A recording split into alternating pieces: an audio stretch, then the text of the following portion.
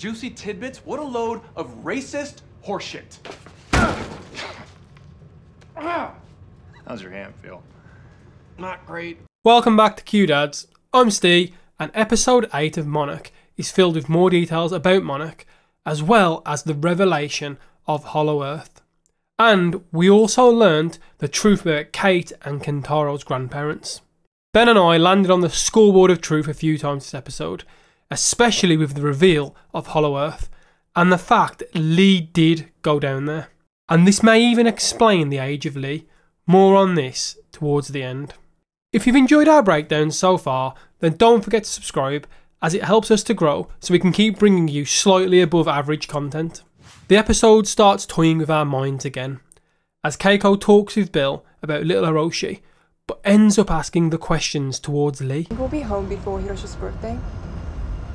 Lee?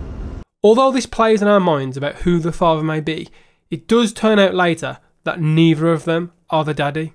Lee and Michelle travel to Kazakhstan, which is the location of where Keiko fell into the ground. Kate, May and Kentaro discuss a possible second G-Day at the base of Monarch. Here we learn that Shaw is using the map to block all of the holes and prevent the emergence of more Titans. Now, this is our first trip to the mentioned scoreboard of truth. Last week I mentioned the fact that maybe Lee blocking up the holes would cause the other sites to increase in activity, and clearly I was right.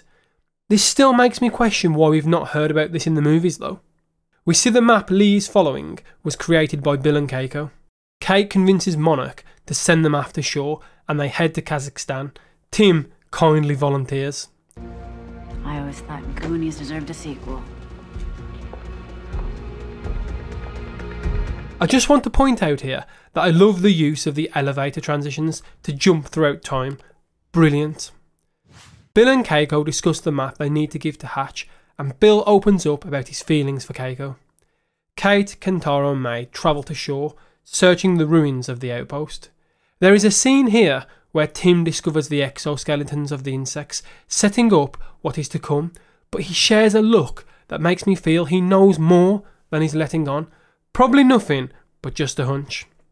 We find out that Bill discovers the fact the Titans live under the earth, and the shocking revelation that Keiko had a child before meeting Lee and Randa, meaning who is Kate and Kentaro's real granddad? And is this why Lee sees Kate as a grandchild? Did essentially Bill and Lee become father figures to Hiroshi, fueled by their own love for Keiko? The episode ends with us realising a couple of things.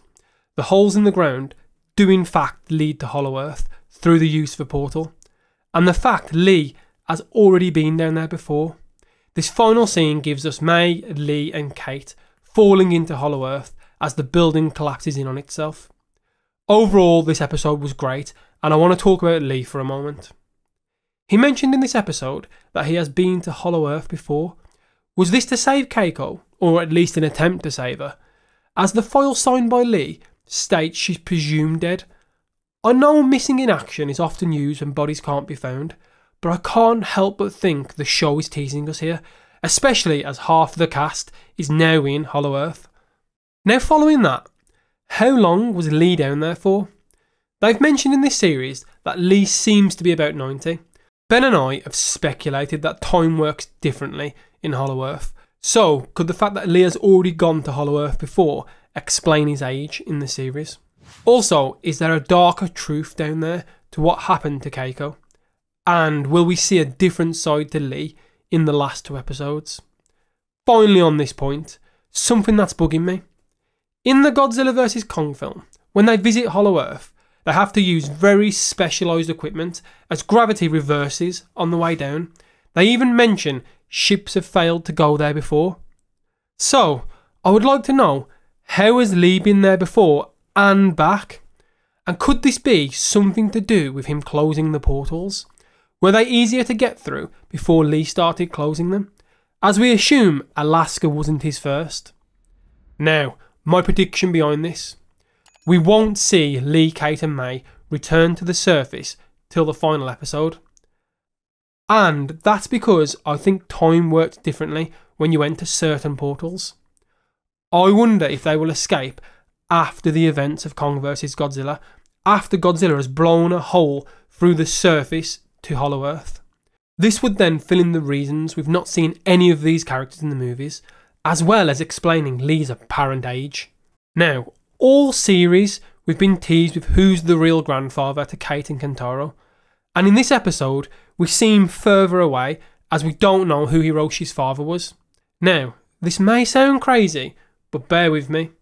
We've had younger versions of a lot of characters now, and with Keiko being in the science scene, could their granddad be Dr. Serizawa?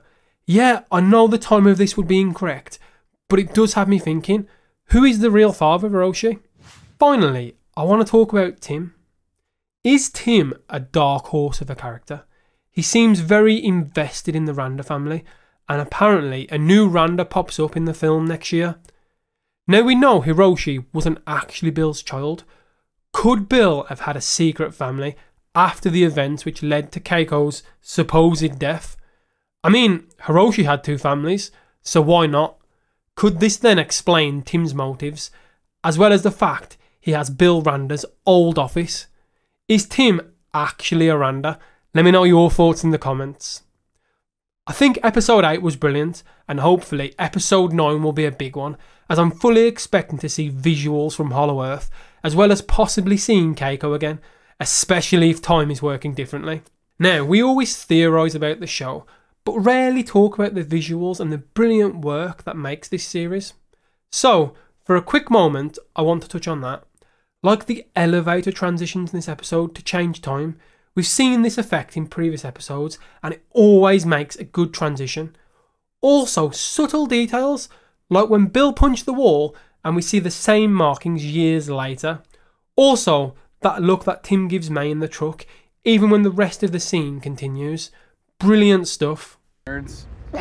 I definitely did. Shaw escalated this. Yeah, and he's gonna do it again. Let us know in the comments below your thoughts on the episode. And as Hollow Earth has been confirmed, will we see a direct connection to the upcoming Godzilla film with a reference to Shimu or the Scar King? Don't forget to subscribe and check out some of our previous breakdowns. And as always, we'll catch you next time with something new.